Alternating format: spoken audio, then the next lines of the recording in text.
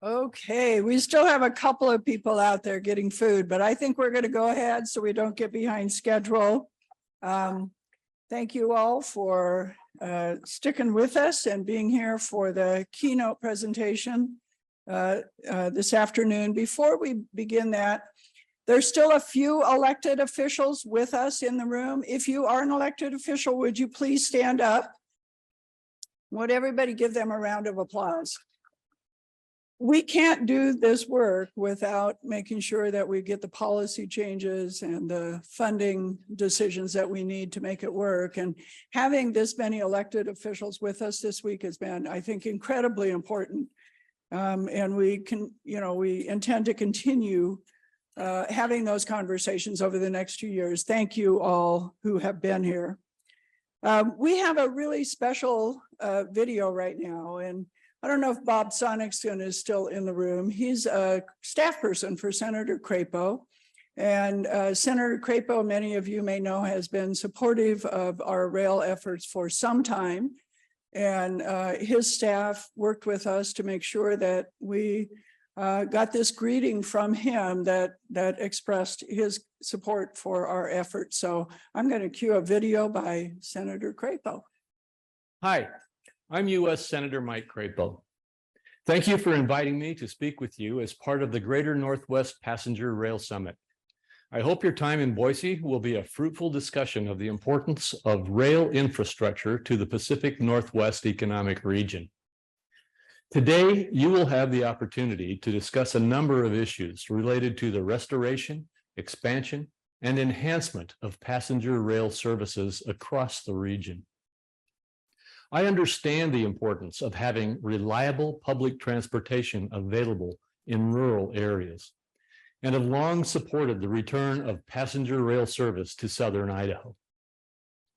I will continue to engage with my colleagues and the administration to support the return of the Pioneer Line.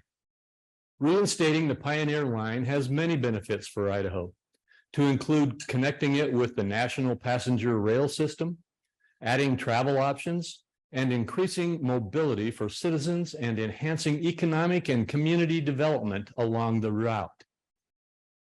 As conversations about the rail expansion continue, regional and local feedback is crucial to demonstrating the expansive need Idaho has for additional improvements and return of passenger rail service through Boise. Please continue engaging with members of Congress and our staff to highlight the many benefits passenger rail networks have to your communities. Thank you. Well, thank you, Senator Crapo, and thank you to the senator staff for helping make that video happen. It's pretty exciting to have that kind of support for those of us in Idaho. I think it's going to be very helpful going forward to ensuring that we're successful. So I have known John Robert Smith for a very long time, but I've also known Charlie Hamilton now for about 3 years. When we started talking about passenger rail, I turned to John Robert, and one of the people he put me in touch with was All Aboard Washington, and included in that was Charlie Hamilton. And the efforts that they've put into helping organize the people in the Northwest, this summit last year, or the summit in Billings, all of those have been incredibly important, and the people that have made that happen include Charlie Hamilton and the rest of the crew at All Aboard Washington. So Charlie, I'd like to welcome you to the stage to introduce our keynote speaker today, John Robert Smith. Thank you.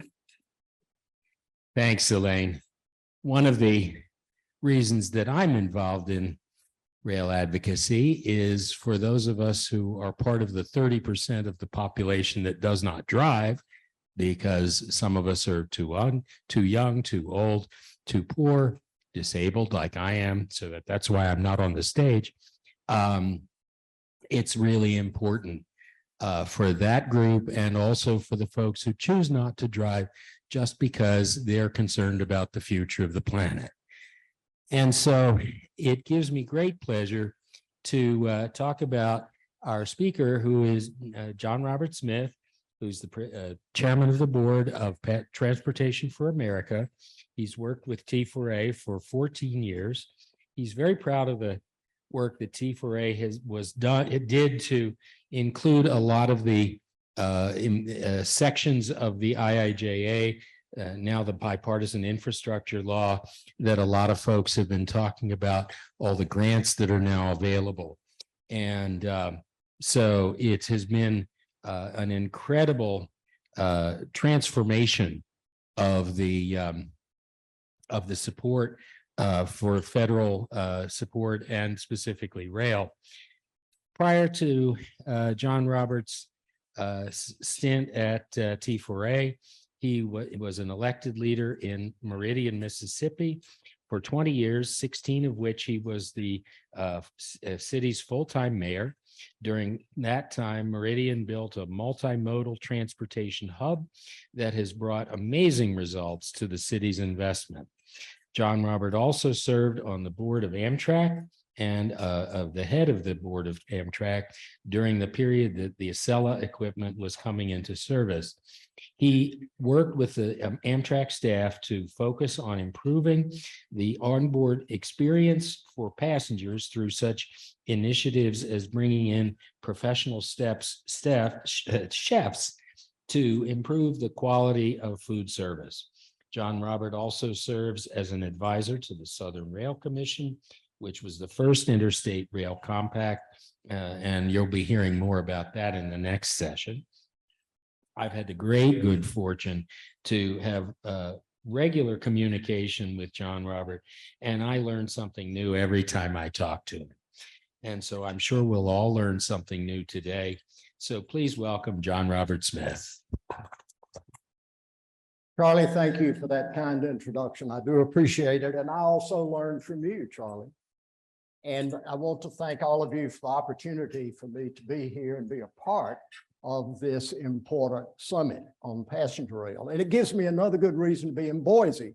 I told Mayor McLean last night that the first time I was in Boise was in 2001, and the U.S. Conference of Mayors was having their annual meeting here. I had just been elevated to chairman of the board of Amtrak at that time. And with the president of Amtrak, George Warrington, we worked to put together the demonstration train that some of you still remember here in Boise that took us on an evening's trip to a destination not too far removed over freight tracks that had never seen superliner equipment on that track before, at least not in anyone's living memory.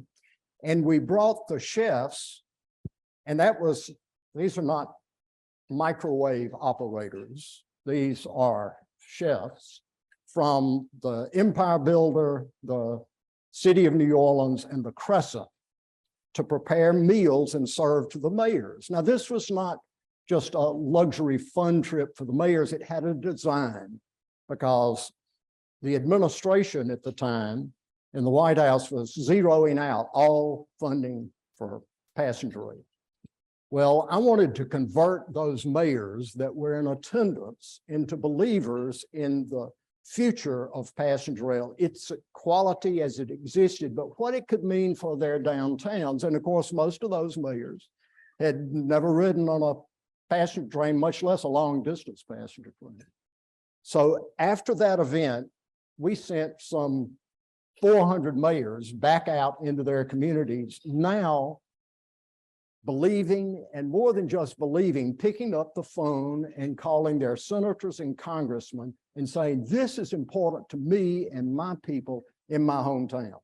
And actually, from that time to now, my work has mostly been about how we build our cities and towns so that they're resilient places and our people can get to the daily needs of life, and how we connect those vibrant places by alternative means to an automobile. If we only give people one choice for transportation, did we give them a choice? So I think there are redundant forms of transportation that fit the needs of various people in our communities, and that's what we've been about. And I've been doing that with Smart Growth America, which at its simplest, we simply believe that whoever you are and wherever you live, you deserve the right to live in a place that's resilient and that is prosperous and that you and your children are healthy. And Transportation for America, and some of you are members of Transportation for America. You can join as chambers, you can join as MPOs, individual cities, towns. We're bringing the local voice into the conversation of transportation connectivity. And I also do work here traveling to cities and towns about how you rebuild your downtown and how you build the heart of your community. That work's taken me to over 140, I've lost count now, over the past 14 years. 140 places, providing technical assistance to those. And I want to give you an opportunity here. This is a possibility. It's for communities that are roughly 50,000, could be a little less, up to 500,000. Our work is funded by Robert Woods Johnson. They endow us to provide free technical assistance to communities that are facing an issue where some form of transportation infrastructure is dividing their community. I'll give you an example. Gretna, Louisiana. Their main street in Gretna has a Union Pacific freight train that comes down the middle of it. And for the 12 to 20 minutes that that train is on the track, no fire truck, no ambulance, you can't back out of your driveway. And this is the very main artery of Gretna. So Gretna's is working with the freight. They're gonna move the freight line. The technical assistance is, how do you begin to discuss what you do with this new benefit you have of this right of way to use and make it bikeable and walkable and transit friendly? So these are the kind of discussion. This is an easy application to fill out.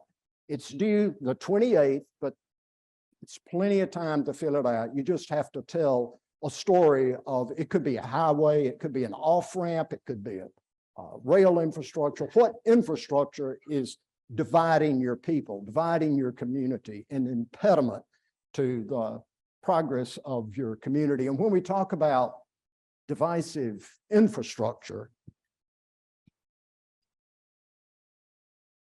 who do we build this for? We build it for asphalt and concrete, and like anything in this country, we started a highway system that connected us. That was a wonderful thing. We tend to overdo, and we have this kind of infrastructure. Who are we building for? Are we building for those vehicles, or are we building for people? You know, transportation is moving people. Yes, moving goods, but for our conversation, moving people from place to place. And some of those people have limited mobility. We have an aging population, they'll be limited. We have children, they're limited. So again, it's about choice. And when we deny choice and we give them only the automobile, you get images like this. After Katrina, you all watched on TV as the people of New Orleans walked down the interstate because they had no other way to get out of New Orleans. 70% of the population doesn't own an automobile. No rail, no way out of New Orleans. That's what happens. I want to show you a quick little video. President James Knox Polk in Congress had just acquired the Oregon Territory and California. They needed to inhabit it with Americans, which at that time were people who lived east of the Mississippi River. He needed to occupy it before the Brits could push south out of Canada into the Oregon Territory, or Spain could continue to push into the California territory. So what you're going to see is a map that unfolds from the 1880s to the creation of Amtrak. It's a stunning image. I hope you get to see it. So Polk gave the railroads and Congress 180 million acres, 180 million acres. If they would push west, the caveat was you have to take human beings. Now, John Jacob Astor developed his fur trade based on those railroads expansion west and the $180 million worth of. So you see it develop, get more and more robust, and then you see it begin to disappear until you are where you are with Amtrak service when it was created. Did you see how this nation invested? And when the freights pushed west, they fully filled the map, including where we are today. And then, of course, with the interstate highway system, you began to see the redundancy of passenger rail evaporate from that map. Now, the next map picks up where this one ends. So this is taking from when Amtrak was initiated in 71, and the blue lines are the frequencies. But you see, they begin to pull from the system that they were given by the freights. And I'm going to move to the next one. All right. And of course, the Northwest suffered worse than any other part of the country. And when I was appointed to the Amtrak board, I can remember, of course, I had to make my hill rounds, and Senator Wyden, still was so adamant that the Pioneer needed to be restored. And of course, this station that we visited last night lost that service. And as we look at the present map of Amtrak, we are all familiar with the huge gaps that exist really on the other side of Chicago until you get to the California coast. You're especially impacted by that. But the good news is the possibilities are virtually endless. This is the freight infrastructure in the country today. Almost any one of those could accept passenger rail. And I would argue would be very good for the freight as well as for the traveling public. And you have your wish list. This map on the right is pulled from an Amtrak map. Initially when the corridor program was announced, states and others sent in corridors they would like to see instituted.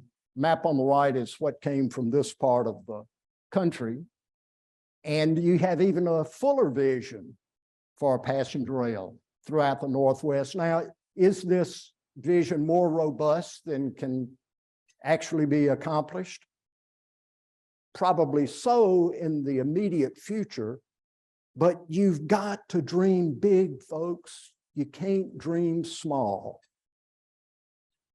Now, you have the fact that the IIJA, the Infrastructure Investment and Jobs Act, was passed. And as Charlie mentioned, we had a lot to do, worked for 5 years in drafting language on passenger rail in that bill. And you see, we've pulled out of the infrastructure part of the bill, we've pulled out the transportation side. That's roughly $650 billion.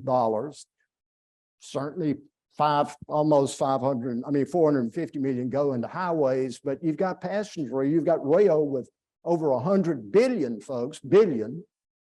When I was on the Amtrak board, we were talking about luckily getting 1.3 million initially, and then that grew to 1.2 billion. But you're talking about $100 billion. And to give you an idea of how much of a move it was from the FAST Act on top to the Infrastructure Act on the bottom, I mean, it's an exponential increase for the Northeast Corridor, but especially for the national system, which is long distance and state supported. And 3 major programs there between Amtrak funding, the Chrissy grant for infrastructure, a little sliver for R&E grants to help pay for operating, but then a big chunk under the federal state partnership for intercity passenger rail. And we'll talk more about that. But don't think this is safe.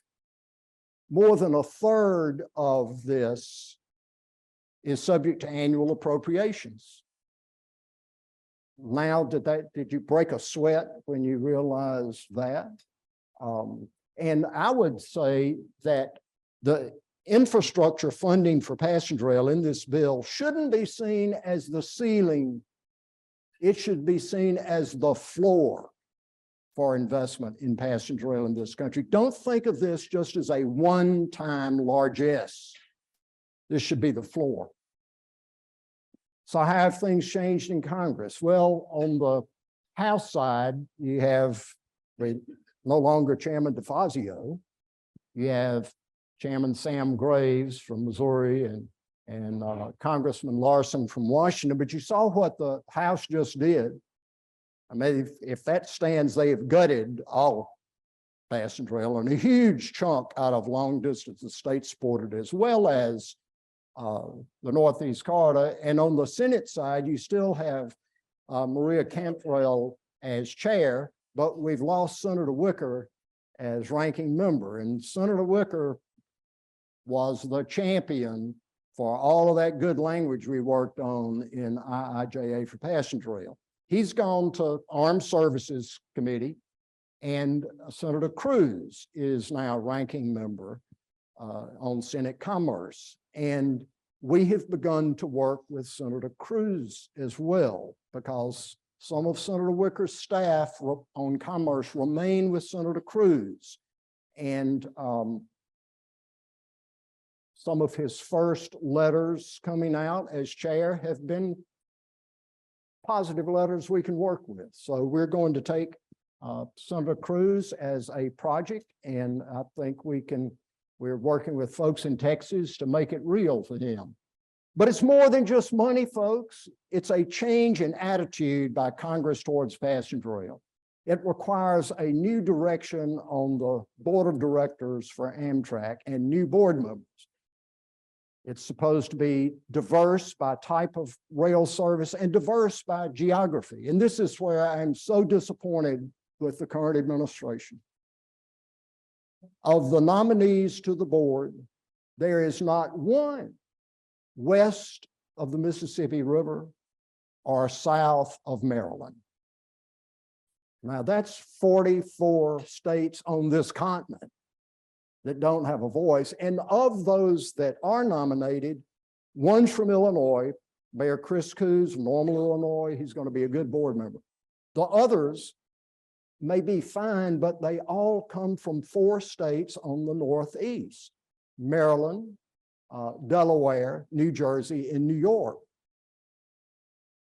They don't have a clue of what it's like out here. With all due respect, the chairman of the board who's been there 12 years answered Senator Testa, no, he's never been to Montana or Idaho. That means he's never been on the Empire Builder, which is one of their premier long service trains.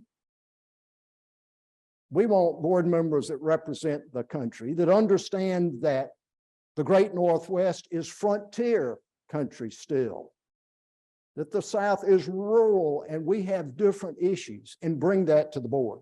And Senator Tester has stopped the nominations cold because of that fact. What's even more important is IIJA takes the focus from profit for Amtrak to service.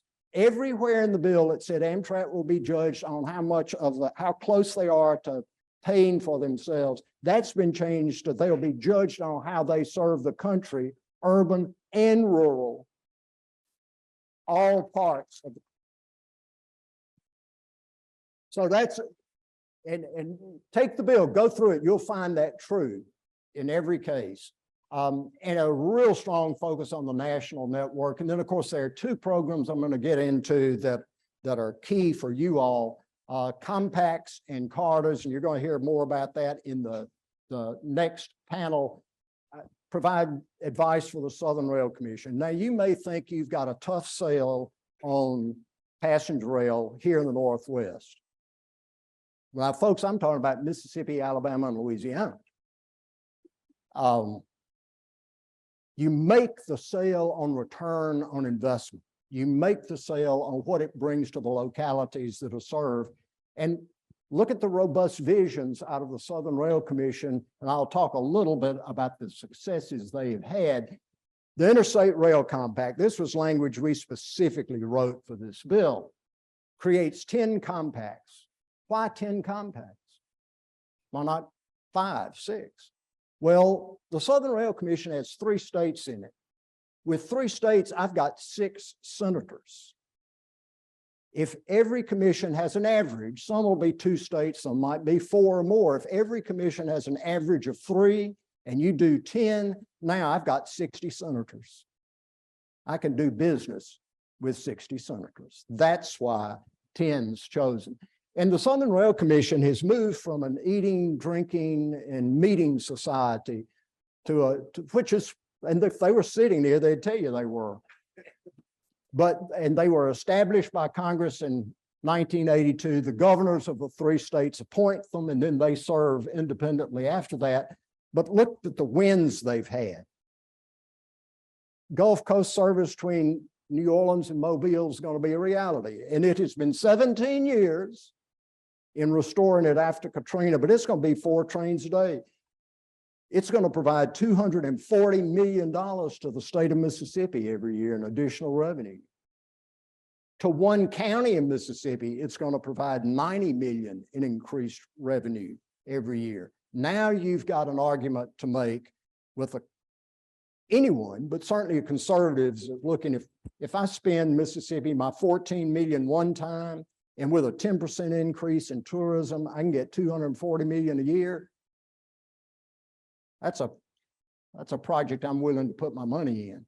So that's going to start probably in the first quarter of next year. Baton Rouge to New Orleans, I showed you those people walking down the interstate. Now they're going to have a train that can take them out. 800 people at a trip. It'll be a lifesaver for Baton Rouge to New Orleans. And then Amtrak has agreed and did apply for a Fed-state partnership grant to take the Crescent, which comes to Meridian, and split it in Meridian and take a section over to Dallas-Fort Worth.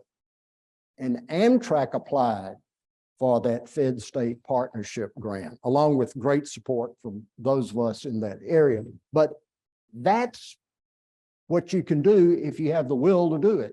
And look at the connectivity they will have. The airport in New Orleans will be the only airport in this country, maybe in the world, connected by 3 long-distance trains, 2 state-supported trains, and a local transit network that fills that last mile gap. That's how they're thinking about this and positioning themselves. And the card identification program is this opening for you that you're going to hear more about, but FRA said, ask for the CARDAs. Be bold in your thinking, because each CARDA selected will receive $500,000 in funding for you to then begin your real serious work in planning and schedule planning. And you can also it will move you to the top of the list for other federal funding. Now, there is no free funding out there. Everything requires a match. Doesn't require a match for operating on the long distance. But we've got you heard from the long distance study group day before yesterday, I think. And you were informed that the study is going to be a year late. Think of all of the notices of funding availability for CRISI and Fed State Partnership and CARTA, all those other things that will come and go without the long distance plan to support it. So this is a problem. But with the long distance, let's say your service is selected as one of the long distance services that should be invested in this country. If it's long distance, you won't pay operating support. But it puts you in a funding stream for grants for the capital investment. So the Fed-state partnership, you take your long distance designation, you're in that pipeline, but you're going to have local and state non-federal match to draw down construction dollars. The reason this is easier for you is because you're not asking your state to support operating expense, but capital expense built into freight rail right-of-way. It's going to be good for the freights, and more of them are beginning to see this, as well as for the passenger rail.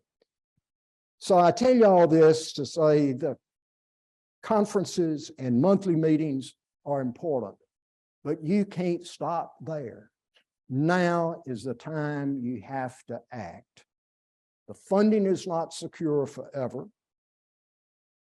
The notices are rolling out the door almost every day from FRA. They're trying to get the money out. You've got to be prepared to be that player. Well, how do you do it? Well, first of all, you're identifying those infrastructure projects that you need, you need within the route that you're promoting. And you've done so much of that already, and I salute you for that.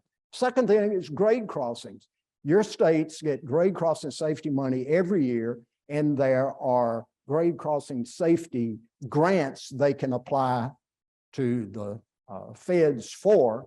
And you've all got crossings that need to be addressed now. Maybe it's bars, lights, signals at a crossing, what we see more normally. Maybe it's much more ambitious with a grade separation. Or on the left is what Mayor Coos did in Normal, Illinois. That's a bike ped crossing underneath the freight railroad to connect two sides of his community together. That funding is available now, and those projects should be identified, and you should be acting on them now. Station plans. You might say, well, we can't plan a station if we don't have a train. Well, yes, you can, because we worked with Gonzales in Baton Rouge, Louisiana, and they applied for a raise grant, got $20 million to build those two stations, and there isn't a passenger train running there yet. You've got a freight railroad that says we will operate it, and you've got Amtrak saying we want to serve it, but you can begin to plan the station and all that is incorporated in it and how it lays out into your downtown now, and there's funding for it. And yes, if you're the local, you're going to have to put up some match, but it can be some in-kind. You can put up the property. So be imaginative and get that work underway. And also capacity. This is an image of what the Long Bridge will look like when it connects DC to Virginia. It eases the congestion on the freight railroad, but it allows the Northeast Corridor, the state-supported trains in Virginia, and the Crescent long-distance train to travel in and out of this region very seamlessly. Those are projects you can be working towards. Again, remember, the possibilities are virtually endless. With hard work and drive and realizing where the freight can win as well, you can do this. But it's more than connectivity. As much as I've talked about it, it's more than connectivity. It's about identity. This is downtown Meridian. We built this in my first term in office. For every dollar we put into the station you see in the upper right, for every dollar we put into that project, it has leveraged over 167 additional dollars invested in that downtown. It's more than connectivity, it's about opportunity. Looking at the Missoula train station there, what a tremendous opportunity to lift that whole part of your city and your county and the region that you serve. The other is the Rio Grande plan for Salt Lake City, Utah. They're already making those plans, cementing that vision, and a vision propels people. That's how you've got to show them something. You just can't talk about it. People have to have something they can either see or touch or feel to be real. And then it's more than connectivity. It's about the next generation. So let me close that Southerners at our core are storytellers. Whether through literature or music or theater, we're storytellers. Well, I'm blessed to have 4 grandsons. And when I'm able to spend time with them, they want to hear stories. Now, we have reading stories, but then we have telling stories. And their favorite are the telling stories. So the little ones will pile in bed with me And they'll want to hear the stories that my grandmother told me. And they'll want to hear about Aunt Allie and the wildcat that jumped on the back of her horse. They'll want to hear the story of the wild man of Lost Gap. Now, Google it. That's a true story. Now, all my stories start in the truth, but I do embellish them from time to time. They'll want to hear those stories, but then they'll also say, well, what was it like when you were a boy? Paca, that's what they call me, Paca. And they'll laugh at the notion of a phone with a cord on it connected to the wall. What a silly thing. But then they'll be envious of being able to walk down as a child by yourself to the corner drugstore and get a milkshake. One night before that little one there drifted off to sleep, he looked up at me and he said, Paca, what's it going to be like when I get big? See, that's what our work is doing. We're answering that little boy's question. Yet the transportation system that exists right now is going to last fine for me for the rest of my life. I wish it were going to be longer, but it's going to carry me as much as I need. It's not going to carry him. And the decisions and the effort we're putting forth today is going to predict and determine whether he can find a vibrant life in his hometown in Mississippi or Louisiana, in a small place, in a more rural environment. Is he going to find that kind of connectivity and energy and sense of place that connects him to healthcare and to education and to his family and to other opportunities and a job? Is he going to find that? Well, he's not if we remain idle. So I just want to leave you with the thought that your work's going to take a long time. It's going to be hard, but you are building a foundation that his life will be able to leap from. Be glad to take any questions. Thank you.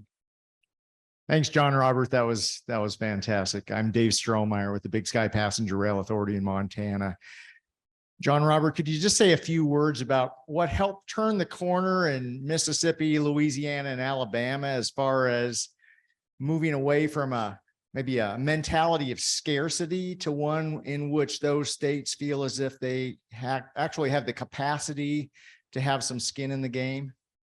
Well, most states are experiencing and have experienced in the past 2 or 3 years or so, budget surplus. So what do you do with that budget surplus? Do you invest it in a project that's going to propel your state further into this century?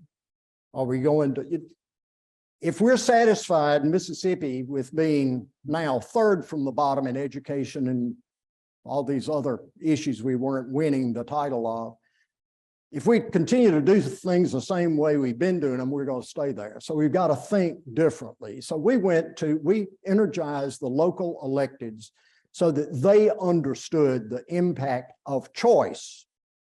It's a local transit, it's passenger rail. They then moved their first move Congress. I can move Congress easier than I can move the Mississippi legislature. Really, I mean, and we've been pretty productive in doing that. But you empower those at the local level. You base it on the return on investment. So I was telling your chamber exec here, when we wanted to run the numbers of financial impact to do it, and we're in Mississippi and Louisiana and Alabama, who did we hire? We hired the Trent Lott Institute of Economic Development at the University of Southern Mississippi. No one could say that was a liberal think tank. And when they return numbers, like I mentioned to you, of 90 million to Harrison County, all of a sudden Harrison County, that's an annual return. We want some of that. You know, we think about an interstate, they'll say, oh, we're going to put an interchange here, and think of all the economy that will grow around that interchange. That train station is an interchange on this interstate of steel, and you can show the return on investment beyond the building of it, beyond the buying of goods and services that the train will need, purely on additional dollars spent. And that's how we turned that. And then, of course, each is a little different. In Louisiana, it's about, okay, the whole place is sinking. And you have storms that are going to hit you every year. And you have people who still to this day can't get out of New Orleans. So this is a lifeline that we put together because I just left the board, and David Gunn, who was president of Amtrak, we put together a relief train from New Orleans to Baton Rouge. 800 people a day, our trip, 4 round trips a day. That's moving a good number of folks out after Katrina. Ran the first train, New Orleans only loaded 28 people. And then the mayor of New Orleans, who by the way was in Houston, Texas, he wasn't in New Orleans, said, we'd rather keep him in the Superdome. Well, you know how that worked out for people in the Superdome. So for New Orleans and Baton Rouge, it's a resiliency issue. It's a life safety issue. This train will go directly, one of the stops will be to the 3 major hospitals in Baton Rouge so that you can empty beds out of New Orleans and move them to Baton Rouge. So each service has a little different application to it. And for workers in Gonzales, they need to be able to get the people, because you don't live around the gas and oil industry. You live elsewhere and you go to work there at the plants. Well, they've got to have a way to get people in and out. And Gonzales is the jumping off point for a lot of that. So this passenger rail is that kind of connectivity. You've got the story with the airport in New Orleans. Huge difference maker that will make. And here you have different issues. You drive longer distances to get places that in the East, I don't have a car, I hadn't had a car in 14 years, don't miss all of that expense whatsoever. A lot better shape because I don't have it. But it would take me, you can drive 100 miles as long as it'd take me to drive into DC. So there's your story is different with every route you're envisioning. Does that answer the question? And then once you make it a return on investment issue, how do you say I'm going to spend 14 and I'm going to get 240 back every year as a state? Other questions? And don't believe, do not tell me you can't do that up here. I'm about as conservative, and I was a Republican mayor for 16 years in a city that was 65% African American. If you're serving your population, it doesn't matter. And if we can make these cases in Mississippi, Louisiana, and Alabama's always been a more difficult sell. But if we can do that, you can do this here. And we're talking about investments in infrastructure, not talking about initially investments in operating. I think your long distance will be such a success, you're going to start looking at, well, I wish I had some shorter connections like some of the corridors you're looking at. And you can get an R&E grant where the feds will pay 90% of the operating loss the first year, and it diminishes over a 6-year period. And understand every form of transportation in the world that carries a human being does not pay for itself out of the fare box.